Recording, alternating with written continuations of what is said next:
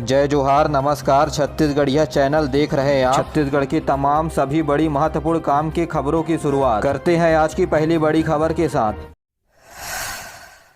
मुख्यमंत्री भूपेश बघेल का प्रदेश भर में भेंट मुलाकात कार्यक्रम जारी है। इसी कड़ी पे भाटापारा विधानसभा क्षेत्र के गांव कडार पहुंचे। इस दौरान 128 करोड़ 54 लाख रुपए से अधिक राशि का भूमि पूजन एवं लोकार्पण किया। मुख्यमंत्री भूपेश बघेल ने इस दौरान करही मेकरी में Swami Atmanand English medium school खोलने, निपनिया में पुलिस थाना शुरू करने और बिटकुलू में सहकारी बैंक की स्थापना करने की घोषणा की। साथ ही जिला बलौदाबाजार भाटापारा के भाटापारा में सर्व सुविधा युक्त मंडी का निर्माण किया जाएगा। इसके अलावा भाटापारा में इंडोर स्टेडियम भी बनाया जाएगा। साथ ही कुसमुंडा से अकलतरा के बीच सड़क का निर्माण, अकलतरा की हाई स्कूल को हायर सेकेंडरी स्कूल में उन्नयन कराया जाएगा। भेंट मुलाकात कार्यक्रम के दौरान मुख्यमंत्री ने कडार के स्थानीय लोगों के घर जाकर भोजन भी किया। इस दौरान संसदीय सचिव शकुंतला साहू भी मौजूद थी।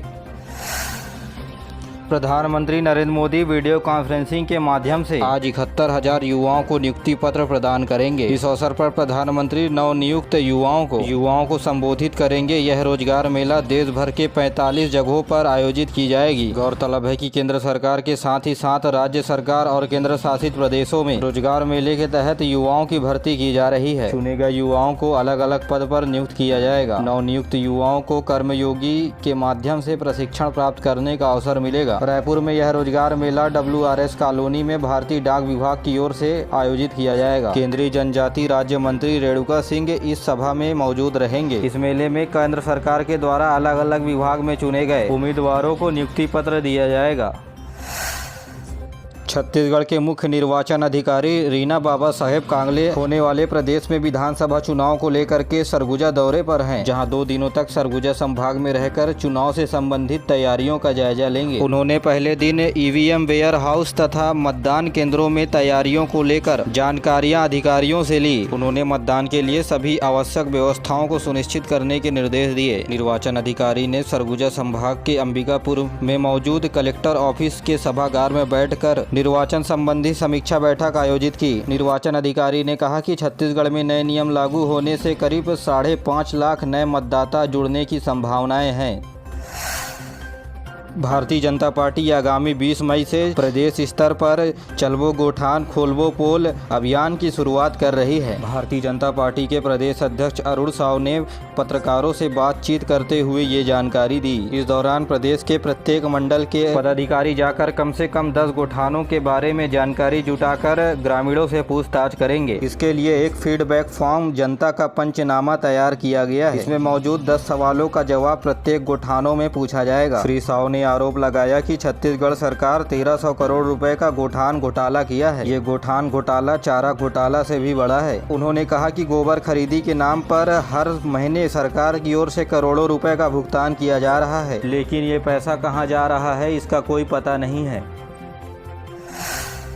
प्रदेश में आदिम जाति अनुसूचित जनजाति विभाग छात्रावास अधीक्षक श्रेणी दा के 500 पदों पर भर्ती की जाएगी। इसके लिए छत्तीसगढ़ लोक सेवा आयोग की ओर से विज्ञापन जारी कर दिया गया है। इच्छुक उम्मीदवार आयोग की वेबसाइट पर 20 मई से 20 जून के बीच आवेदन कर सकते हैं। इस पद के लिए उम्मीदवारों का उम्र 21 वर्ष से कम और 35 वर्ष से अधिक नहीं होनी चाहिए, लेकिन छत्तीसगढ़ के निवासियों को अधिकतम आयु सीमा में 5 वर्ष का छोड़ दिया जाएगा। इस संबंध में विभाग के वेबसाइट में अधिक जानकारी प्राप्त किया जा सकता है।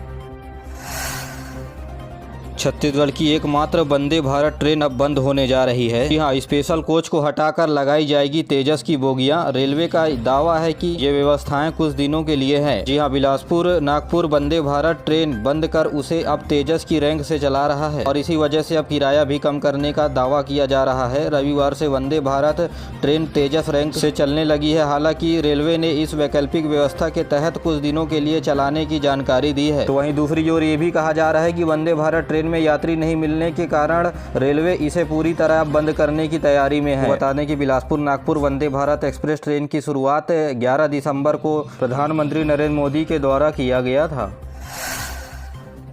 भारतीय जनता पार्टी के प्रदेश अध्यक्ष अरुण साव रायपुर में स्थित गोठान का निरीक्षण करने पहुंचे। उन्होंने कहा कि कांग्रेस सरकार गौ माता के नाम पर 1300 करोड़ रुपए का घोटाला किया है। सूचना मिलने पर कांग्रेस कार्यकर्ता भी गोठान पहुंच गए। इस दौरान दोनों दलों के कार्यकर्ताओं के बीच बहस हो गई। बहस इतनी बढ़ गई कि कार्यकर्ताओं ने एक दूसरे को पीट दिया, जिसमें बीजेपी का एक कार्यकर्ता घायल हो गया। जांजगीर चांपा में देसी शराब पीने के बाद सेना के जवान समेत 3 लोगों की मौत हो गई। उनके परिजनों का रो रो कर बुरा हाल है। दरअसल तीनों लोग सोमवार सुबह साथ बैठकर शराब पी रहे थे, जहां तीनों बेहोश हो गए। इसके बाद परिजन नवागढ़ CHC लेकर गए, जहां डॉक्टरों ने उन्हें मृत घोषित कर दिया। परिजनों का आरोप है कि शराब में जहर था, जिसे पीने के बाद तीनों की मौत हुई है। फिलहाल पुलिस ने शवों को पोस्टमार्टम के लिए भेज दिया है। तो दूसरी ओर पुलिस का कहना है कि पोस्टमार्टम की रिपोर्ट आने के बाद ही मौत की वजह स्पष्ट होगी। फिलहाल जांच पड़ताल की जा रही है। मामला नवा गांव के रोगदा गांव का है।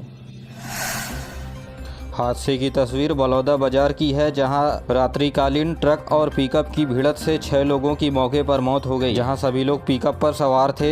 हादसे में 17 से अधिक लोग घायल बताए जा रहे हैं। सभी का इलाज जारी है। मृतकों में महिलाओं और बच्चे भी शामिल हैं। घायलों को इलाज के लिए जिला अस्पताल रेफर किया गया। बताया जा रहा है कि पिकअप में सवार सभी लोग किसी कार्यक्रम में शामिल होकर वापस लौट रहे थे। इस बीच ट्रक और पिकअप की आमने सामने से टक्कर हो गई। हादसा पलारी थाना क्षेत्र का है। इस हादसे में मुख्यमंत्री भूपेश बघेल ने ट्वीट करके मृतकों के परिजनों और घायलों को हर संभव मदद करने के लिए कहा है। छत्तीसगढ़ के अंबिकापुर के दरिमा स्थित मां महामाया एयरपोर्ट पर बहुप्रतीक्षित हवाई जहाज हवाई पट्टी पर परीक्षण के लिए रुका। रायपुर से आकर दरिमा में उतरने वाले विमान के दौरान स्वास्थ्य मंत्री TS सिंहदेव मौजूद थे। काफी संख्या में जनप्रतिनिधि यहां स्वागत के लिए उपस्थित थे। आपको बता दें कि सरगुजा संभाग में हवाई सेवा प्रारंभ करने के लिए लगातार परीक्षण और टेस्टिंग किए जा रहे हैं। इसी कड़ी में हवाई जहाज पहली बार हवाई पट्टी पर उतरा। विमान के उतरने के बाद DGC टीम के द्वारा निरीक्षण किया गया, जिसके पश्चात अब हो सकता है कि 1 महीने के बाद या 1 महीने के अंदर विमान सेवा प्रारंभ करने के लिए अनुमति मिल जाए। आपको बता दें कि इसी के साथ यह C ग्रेड का एयरपोर्ट बन जाएगा, जहाँ नाइट लैंडिंग की सुविधा उपलब्ध नहीं है। परीक्षण अधिकारियों ने मां महामाया एयरपोर्ट के रनवे को काफी अच्छा बताया। इसके बाद यहाँ से 72 सीटर या 19 से 22 सीटर विमान का संचालन प्रारंभ करने के लिए दिल्ली से अधिकारियों की टीम का दौरा कराया जाएगा। बता दें कि वर्तमान में बिलासपुर, जगदलपुर और रायपुर में हवाई सेवा प्रारंभ हो चुकी है।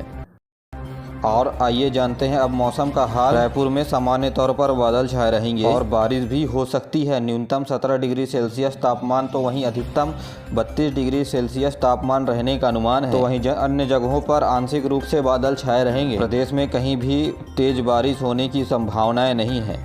छत्तीसगढ़ में लोक शिक्षण संचालनालय के द्वारा शिक्षक भर्ती का नोटिफिकेशन जारी कर दिया गया है। जी हाँ, इनके द्वारा संक्षिप्त विज्ञापन प्रकाशित कर दिया गया है। जी हाँ, छत्तीसगढ़ के बस्तर और सरगुजा संभाग में शिक्षा विभाग के माध्यम से रिक्त पदों के लिए आवेदन मंगाए गए हैं। जी हाँ, E और T संवर्ग की अलग अलग पदों पर बात किया गया है। व्यावसायिक परीक्षा मंडल के द्वारा ऑनलाइन फॉर्म भरे जाएंगे।